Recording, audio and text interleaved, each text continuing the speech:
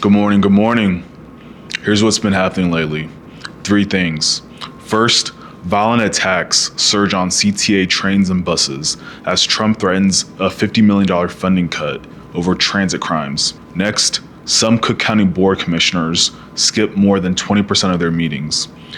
And then lastly, CPD, Chicago Police, failed to document 267,000 traffic stops in 2025, 27% more than the previous year.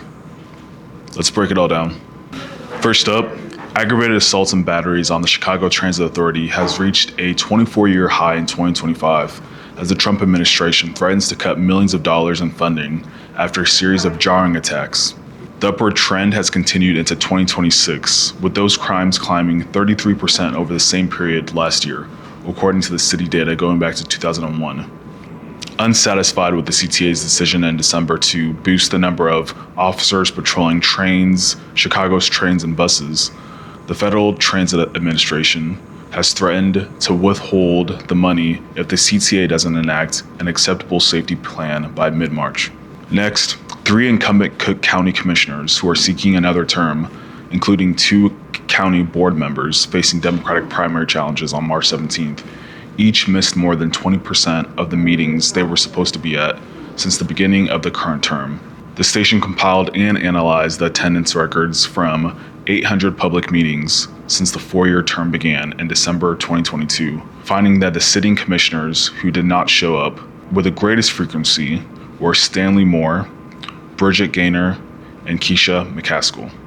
The overall attendance rate was nearly 87%, the station review found, but several commissioners fell far short of that mark.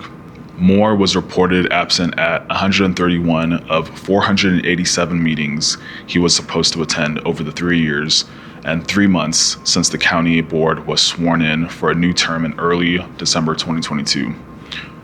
That represented an absentee rate of nearly 27%. Among incumbent board members, Gaynor had the second worst record, missing nearly 23% of the meetings she was expected to be present for during the 5-year period. In the first 13 months after joining the board, McCaskill was supposed to be at 201 meetings, but was absent 43 times, according to the minutes from those sessions. That represented an absenteeism rate of 21%.